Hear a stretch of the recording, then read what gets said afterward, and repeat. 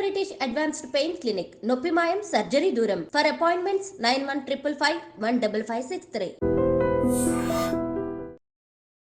నమస్తే, నేను Kavitha. Welcome to I dream. Pushpa 2 the rule trailer release అయింది.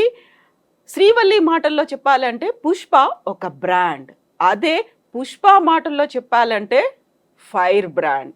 ట్రైలర్ మాత్రం ఎలా ఉంది? మనతో పాటుగా ఉన్నారు సీనియర్ జర్నలిస్ట్ మహర్షి గారు. నమస్కారం సార్. సార్, పుష్ప 2 ట్రైలర్ చూసిన తర్వాత ఏమనిపించింది? యాక్చువల్గా అది ఎలా ఉంది? బోల్డ్ అండ్ ఎక్స్పెక్టేషన్స్ ఎప్పుడెప్పుడా అని ఎదురు చూస్తున్నారు. సో ఫైనల్ గా వచ్చింది. ట్రైలర్ అదిరిపోయింది, అందులో ఎవరికి డౌట్ లేదు. ఎక్కువ ఎక్స్పెక్టేషన్స్ పెంచడం అనేది అది ఏదో ఒక అద్భుతాన్ని మనం థియేటర్లో చూడబోతున్నాము అన్నట్టుగా ఉంది ఆ ట్రైలర్. ఆ ట్రైలర్లోనే చాలా విషయాలు చెప్పేశారు.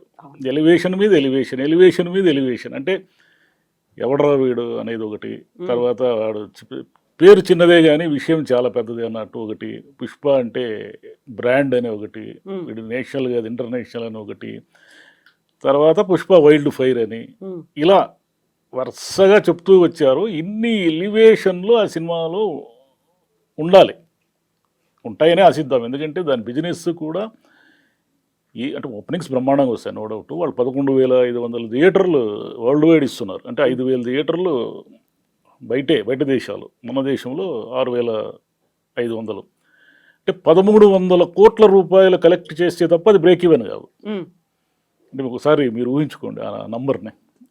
కాబట్టి ఏ రేంజ్ అంటే మన తెలుగు వాళ్ళ సినిమా, తెలుగు హీరో సినిమా ఈరోజు 1,300 కోట్ల రూపాయలు ఓపెనింగ్స్ తెచ్చుకోబోతా ఉంది.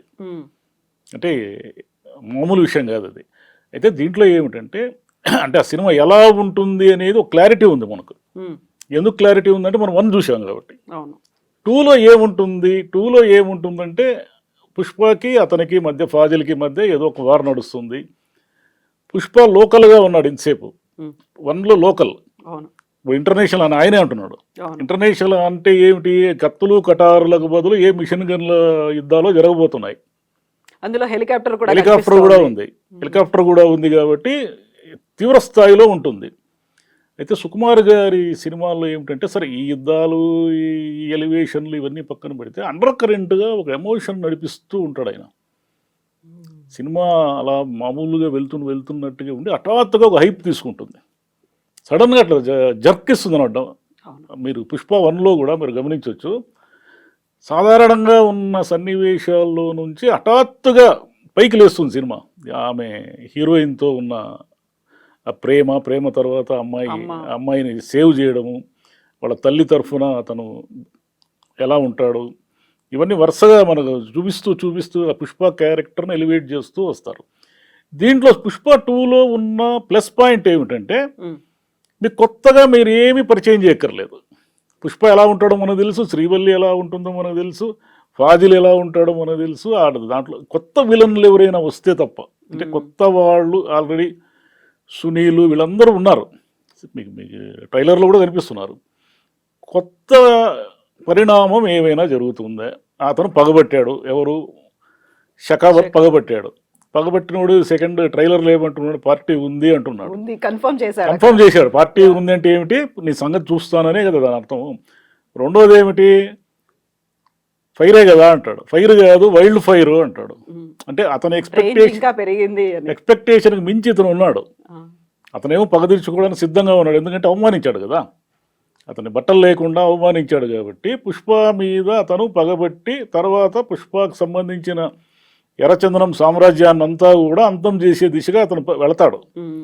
అతన్ని ఎదుర్కొంటూ పుష్ప ఎదగాలి, అతను ఎదగాలి. ఇది సెకండ్ పార్ట్ 2లో ఉండబోతా ఉంది. దీన్ని ఎలా ఎలా చేశాడు కథ మనకు తెలుసు.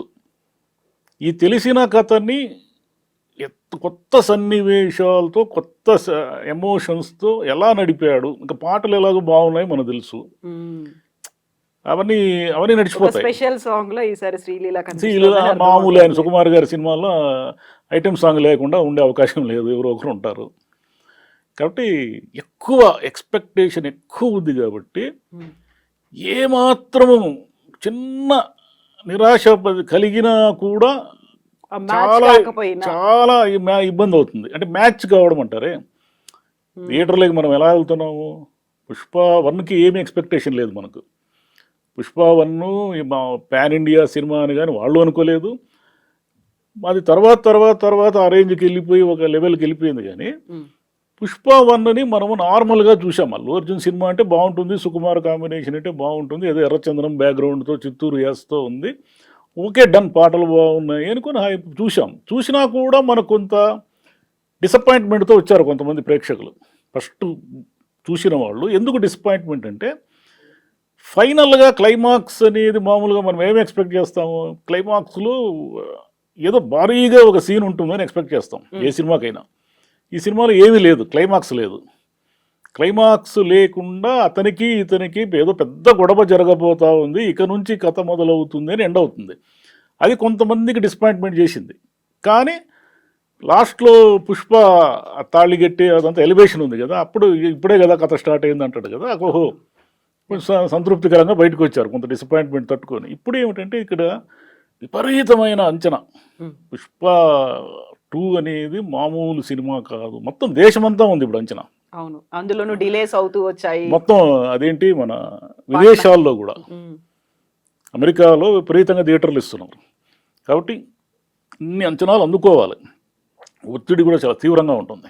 అల్లు అర్జున్ మీద కావచ్చు, సుకుమార్ గారి మీద కావచ్చు, ఒత్తిడి విపరీతంగా ఉంటుంది. ఈ ఒత్తిడినంతా తట్టుకొని వాళ్ళు ఎలా అవుట్పుట్ ఇచ్చారు, ఏం చేశారు అనేది మనకు డిసెంబర్ అయితే తెలుస్తుంది. సో అందులో మీరు ఫస్ట్ సీక్వెల్ పార్ట్ 1లో చెప్పినట్టుగా, ద రైజ్లో చెప్పినట్టుగా, అందులో అమ్మాయి సెంటిమెంట్, అమ్మ సెంటిమెంట్ ఎలా అయితే ఉంది, ఇందులో కూడా భార్య సెంటిమెంట్ అనేది కనిపిస్తుంది. అండ్ మనకి ట్రైలర్లో ఇంట్రడక్షన్లో కనిపించినటువంటి జగపతి బాబు క్యారెక్టర్లో మనీ అండ్ పవర్, దీంతో పాటుగా ఆయనకి ఏదో తెలియని సారోనెస్ కూడా ఉంది, ఏదో ఒక బాధ ఉంది అనేది. అంటే అక్కడ కూడా మళ్ళీ ఒక ఎమోషన్ అనేది కనిపిస్తోంది. అందులో బాధ ఎందుకు ఉంది పుష్పకి? తండ్రికి సంబంధించిన ఒక ఎలిమెంట్ అతన్ని మైండ్లో నడుస్తూ ఉంది. తండ్రి అనేవాడిని చెప్పుకోలేని పరిస్థితి అనేది ఉంది. ఆ కథ ఎక్కడ ఫస్ట్ హాఫ్లో పెద్దగా ఎలివేట్ కాలేదు. మీరు అదే బాల్యం లేకోసారి ఫ్లోలో మనకి వెళ్ళిపోతుంది.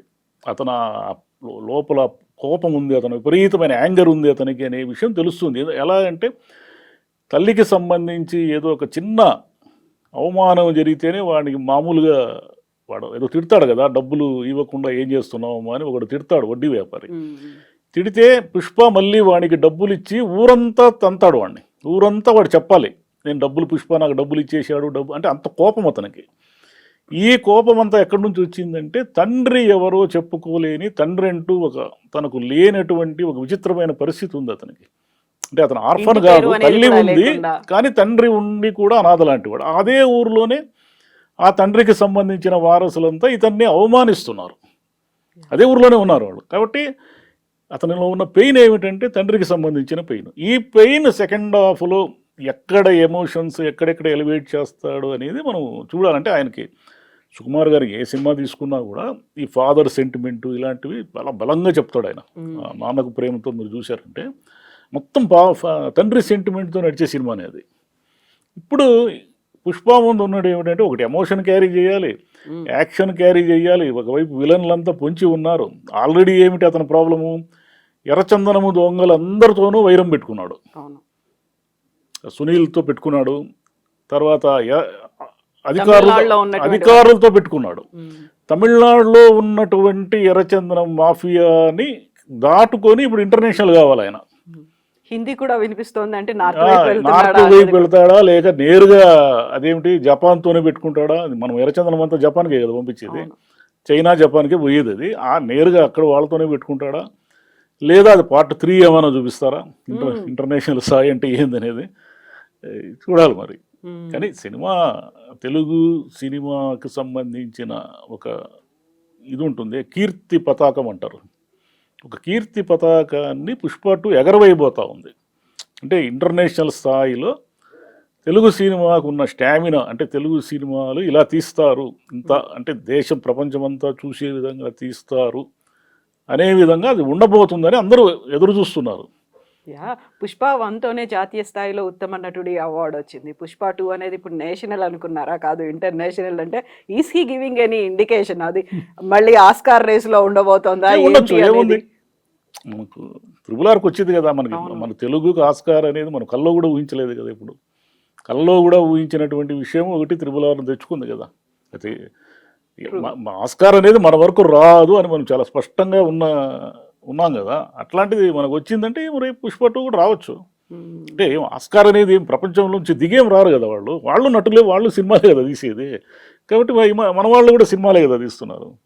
సో ఆ మేకప్ కూడా ఒక టిపికల్ గా ఉండేటువంటి బాడీ లాంగ్వేజ్, గోర్లకి నెయిల్ పాలిష్ దగ్గర నుంచి కూడా మొహాన మేకప్, చీర కట్టుకోవడం, ఇవన్నీ మేబీ ఒక క్యారెక్టర్ కు తగ్గట్టుగా చేసి ఉండొచ్చు. కానీ ఇప్పుడు ఆ స్థాయిలో ఉన్నటువంటి ఒక హీరో దానికి యాక్సెప్ట్ చేయడము అనేది ముందు నుంచి అంటే సెకండ్ సీక్వెల్ అనేది రిలీజ్ లేట్ అవుతోంది, బయటికి న్యూస్ రావట్లేదు, ట్రైలర్ ఎప్పుడు అనేది తెలియదు, ఇవన్నీ అనుకున్నప్పుడు బోల్డ్ అని రూమర్స్ వినిపించాయి. ఇద్దరి మధ్యలో పడట్లేదు అనేది, డైరెక్టర్కి ఆర్టిస్ట్కి పడట్లేదు, అందుకే గ్యాప్ అనేది పెరిగిపోయింది, చెప్పా పెట్టకుండా అల్లు అర్జున్ ఎక్కడికో వెళ్ళిపోయారని ఫోటోలు వీడియోలు ఇవన్నీ రిలీజ్ చేశారు. సో వాటన్నిటికీ ఒక ఫుల్ స్టాప్ పెట్టినట్టు అయిందా? ఇంత పెద్ద ప్రాజెక్ట్కి ఖచ్చితంగా రూమర్స్ ఉంటాయి.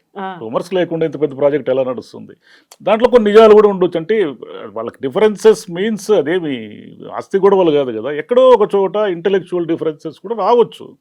అదేం ప్రపంచంలో గొడవలే లేకుండా ఈ ప్రాజెక్టులు పూర్తి అయిన సందర్భాలు ఏమి లేదు. అంటే నిజం ఉండొచ్చు, నిజం కాకుండా కూడా ఉండొచ్చు, రూమర్ వచ్చినంత మాత్రం. కానీ ఆ ప్రాజెక్టు మీద మనకెంత అంచనాలు ఉంటాయో వాళ్ళకి అంతే అంచనాలు ఉంటాయి, మేకర్స్కి కూడా. మనము ఎంత ఎక్స్పెక్ట్ చేస్తున్నామో వాళ్ళు కూడా జనాలని, ప్రేక్షకులని ఏమాత్రము డిసప్పాయింట్ చేసినా కూడా ఇదంతా కూడా మన పరువు ప్రతిష్టకు సంబంధించిన వ్యవహారంగా అయిపోయింది. ఇది సుకుమార్కి, అల్లు అర్జున్కి ఇది ప్రెస్టీజియస్ ఇష్యూ. చిన్న తేడా వచ్చినా కూడా జనం మనల్ని ఆడుకునేస్తారు అనేది భయం వాళ్ళకి ఉంటుంది. కాబట్టి ప్రతి చోట 1-2 సార్లు రివ్యూ చేసుకోవడము, 1-2 సార్లు మళ్ళీ చూసుకోవడము, మార్పులు చేర్పులు చేసుకోవడం, ఇవన్నీ జరగడం వల్ల సినిమా లేట్ అయి ఉంటుంది. ఇంకోటి మీరు చెప్పినట్టు ఆ మేకప్ అదంతా అన్నారు కదా, అది తిరుపతి గంగ జాతరకు సంబంధించిన బ్యాక్గ్రౌండర్ స్టోరీ. అది తిరుపతి గంగమ్మ ఏం చేస్తుందంటే రోజుకో వేషం వేసి ఆ పాలెగాడిని చంపడానికి తిరుగుతుంది తిరుపతి ఊరంతా. అది కథ. ఇప్పటికీ కూడా ఆ గంగ జాతరని అలాగే భక్తితో నిర్వహిస్తారు. అదే సాంప్రదాయంతో రోజుకో వేషం వేస్తారు. ఆ రోజుకో వేషం వేసి దాంట్లో భాగంగా హీరో ఆ చీర కట్టుకుని ఆ వేషం వేశాడు. అంటే మామూలు పురుషులు స్త్రీల వేషంలో తిరుగుతూ ఉంటారు. అంటే గంగ జాతర అప్పుడు వాళ్ళు మొక్కుకున్న వాళ్ళు అనమాట. ఆ మొక్కులు ఉన్న వాళ్ళు వేషాలు వేస్తామని మొక్కుకొని ఉంటారు. ఆ వేషంలో హీరో ఫైట్ కూడా ఉంటుంది. మీకు హీరో ఫైట్ కూడా మనకు టీజర్లో ఇది అర్థమైంది. కాబట్టి ఒకవైపు లోకల్ అంటే ఏమిటి, చిత్తూరు ప్రాంతానికి సంబంధించిన ఒక లోకల్ ఫ్లేవర్తో లోకల్గా సినిమా నడపాలి, గ్రామీణ నేపథ్యంతో సినిమా నడపాలి. ఇంకోవైపు ఏమో ఇటు అధికారులు, ఇటు ఇంటర్నేషనల్ స్మగ్లర్లు, నేషనల్ స్మగ్లర్లు అందరూ చుట్టుకొని ఉన్నారు కథలో. స్థానికంగా పల్లెటూరి నేపథ్యంతో ఉన్నటువంటి ఒక ఎర్రచందనం స్మగ్లర్గా అవతారం ఎత్తినటువంటి హీరో తనకు మించిన ఒక వ్యవస్థను ఎదుర్కోబోతున్నాడు. అధికార వ్యవస్థ, రాజకీయ వ్యవస్థ, మాఫియా, ఇన్ని వ్యవస్థలను ఎదుర్కొని పుష్ప అనేది ఒక బ్రాండ్ అని నిరూపించుకోవాలి. ఇన్ని వ్యవస్థలు ఎదుర్కొనేటప్పుడు నో డౌట్ అతనికి విపరీతమైన ఏవో సమస్యలు వస్తాయి. అంటే సమస్యలు వచ్చి దాని నుంచి బయటకు వస్తేనే కదా ఎలివేషన్ అంటారు. కాబట్టి ఏం సమస్యలు వస్తాయి అతనికి? ఒకటి షకావత్తు, ఖచ్చితంగా సమస్య, అతను వదలడు. 2 ఈ లోకల్ మాఫియా. 3వ మాఫియా ఎక్కడి నుంచి వస్తుందని చూడాలి. Political already Rao Ramesh involve అయి ఉన్నాడు. కాబట్టి 3వ మాఫియా ఎక్కడి నుంచి వస్తుంది? కాబట్టి ఖచ్చితంగా పుష్ప 2 అనేది మనకు ఒక ప్రెస్టీజియస్ ప్రాజెక్టుగా అల్లు అర్జున్కి కానీ, సుకుమార్కి కానీ, ప్రేక్షకులు కూడా, తెలుగు వాళ్ళు కూడా పుష్ప 2 మాదే, పుష్ప మేము తీసింది అని ఎక్కడైనా నార్త్లో కూడా చెప్పుకోవచ్చు. ఎందుకంటే నార్త్లో ఇంతకాలము తెలుగుకు సంబంధించిన పెద్ద మార్కెట్ లేదు. అదే ఇలా డబ్బింగ్ అలా ఇలా వదిలేవాళ్ళు. కానీ ఈ 666, సలారు, ఈ తర్వాత ఇవన్నీ వచ్చాయి కదా, KGF, ఇవన్నీ వచ్చిన తర్వాత సౌత్ సినిమాలకు విపరీతమైన డిమాండ్ ఏర్పడింది అక్కడ. ఇంత మార్కెట్ ఇప్పుడు 1000 కోట్ల రూపాయల బిజినెస్ జరిగింది థియేట్రికల్ బిజినెస్ అంటే నార్త్ బిజినెస్సే మనకంతా. ఇక్కడ మనకు సౌత్లో అంత బిజినెస్ జరిగే ఛాన్స్ లేదు. అక్కడ ఒక్కసారి అంటుకుందంటే ఫైర్ ఇంకా అది వదలదు, అది వదలదు ఇంకా. ఎందుకంటే పాట్నాలో నిన్న జరిగిన సభ, ఎందుకంటే మన వాళ్ళు ఎవరు తెలియదు కదా అక్కడ బీహార్లో పాట్నాలో, కానీ మన వాళ్ళందరినీ గుర్తుపట్టి కొన్ని వేల మంది అక్కడ ఒక ఈవెంట్కి అటెండ్ అయినారంటే చాలా పెద్ద విషయం అది. సో ఈ మధ్యన ఇది ఒక సరికొత్త ట్రెండ్ లాగా మారినట్టుంది. RRR సమయంలో అయితే ప్రమోషన్స్ కోసమో క్యాంపెయినింగ్ కోసమో హీరో, ఇద్దరు డైరెక్టర్లు మొత్తం అన్ని ఈవెన్ గోల్డెన్ టెంపుల్ దాకా వెళ్ళి వచ్చారు. ఆ తర్వాత వెరీ రీసెంట్ గా గేమ్ చేంజర్ కోసం కూడా లక్నోకి వెళ్ళి అక్కడ క్యాంపెయినింగ్లు ఇవన్నీ జరిగాయి. ఇప్పుడు పాట్నా అనేది సో పాన్ ఇండియా రేంజ్ అంటే ఇది అన్నట్టుగా చూపిస్తున్నారా? కేవలం నటులు కాదు ఇక్కడ పాన్ ఇండియా అనేది వీళ్ళు ఎంత బాగా సినిమాలు తీస్తే అంత వర్కౌట్ అవుతుంది. లేదు పాన్ ఇండియా పేరుతో ఏదో ఒకటి ఊరికి డబ్బింగ్ చేసినంత మాత్రాన పాన్ ఇండియా కాదు. ఆడియో మారిస్తే పాన్ ఇండియా ఎలా అవుతుంది? ఆ రేంజ్ ఉండాలి. చాలా సినిమాలు పాన్ ఇండియా అని మనం చూసాం, దారుణంగా దెబ్బతిన్నాయి. అదేవిధంగా ఏమిటంటే వీళ్ళు ఎంత కథ ఉంది తమ దగ్గర అనే దానికి లిమిటేషన్ లేకుండా పార్ట్ 2లు పార్ట్ 3లు పెట్టుకొని ఫస్ట్ హాఫ్లో ఏమీ కథ చెప్పకుండా ఉన్నారు. పుష్పకి ఆ ప్రమాదం లేదు. పుష్పకి మొదటి పార్ట్లోనే చాలా కథ చెప్పారు. ఇప్పుడు చెప్పేదంతా ఏమిటంటే ఎవల్యూషన్ ఆఫ్ పుష్ప, అది రైజ్, ఇది రూల్, అంతే అంతే. అది చెప్పబోతున్నారు. అతని పరిణామ క్రమం ఏమిటని చెప్పబోతున్నారు. మూడోది ఉండొచ్చు, దీన్ని బట్టి రెండో దాన్ని బట్టి ఉంటుంది. మూడో ఇంకో సీక్వెల్ కి రెడీ అవ్వమని చెప్తున్నారు, ఉండొచ్చు కూడా. Yes sir, thank you so much sir.